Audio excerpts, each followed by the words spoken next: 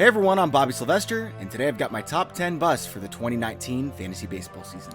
Let's start at number 10 with Roberto Ozuna, relief pitcher of the Houston Astros. Ozuna is currently the closer for Houston, but with Ryan Presley breathing right down his neck, Ozuna may have to pick up the pace from his pedestrian 2018 season, where his underlying metrics gave him the 80th best xFIP among relief pitchers with as many innings. At number 9, I've got David Dahl, outfielder of the Colorado Rockies. I understand the hype on Dahl. In fact, I was driving the hype train 4 months ago when his ADP was 50 spots lower, but it's just come too far for the amount of risk that comes with drafting him. Not only is Dahl one of the most injury-prone players in baseball, but he produced only marginally in the minor leagues once he returned from his most serious injury before putting together a solid half of baseball in the big leagues last year. Back to pitchers at number 8, but this time it's a starter, Madison Bumgarner of the San Francisco Giants. We know Mad Bum isn't going to get as many wins in San Francisco this year, but more importantly, he just isn't as good as he once was.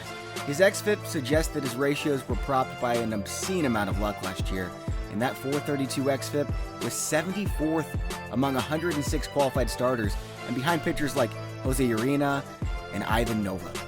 Number 7 is another outfielder. It's Rhys Hoskins of the Philadelphia Phillies. It isn't so much that I expect the floor to drop out from Hoskins as much as I expect Hoskins to produce about as he has done the past 2 years. To put it plainly, that's just not going to cut it.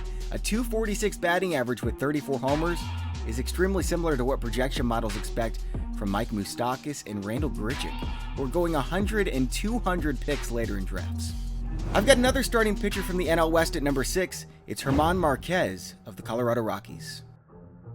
Now there's a chance he strikes out 250 batters this year, but we're talking about someone with extraordinary risk too. His quote-unquote incredible season last year gave fantasy owners sub-replacement level ratios, and let's not forget the tumble Coors Field gave John Gray, who won everyone's trust before busting last year. Number 5 may surprise some of you. It's Juan Soto, outfielder of the Washington Nationals. Don't hear me wrong, I think Soto is going to be fantastic eventually, but sophomore slumps are real when pitchers get a book on a hitter and notice considerable weaknesses, or in Soto's case, several. He was dreadful against pitches down in the zone last year and had soft contact on pitches away.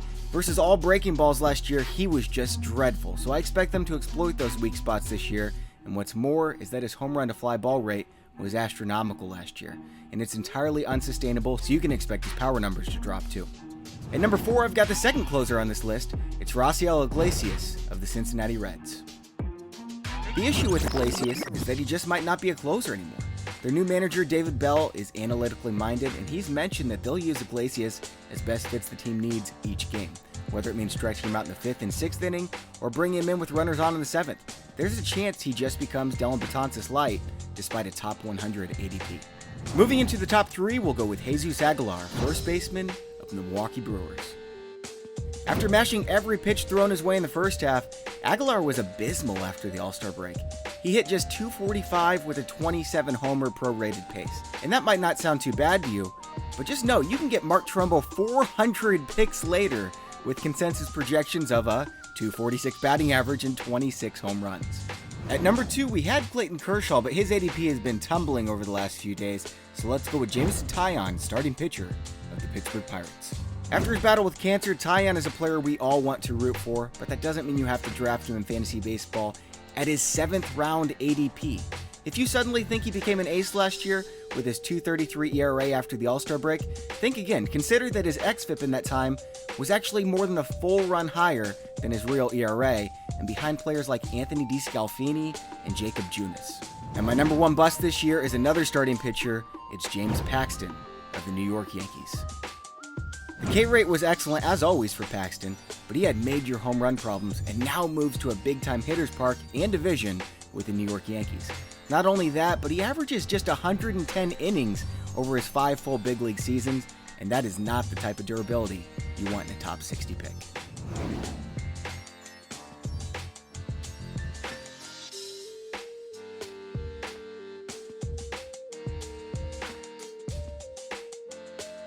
Alright guys, that's all for my bust today. Make sure to hit that subscribe button so you don't miss out on any future videos.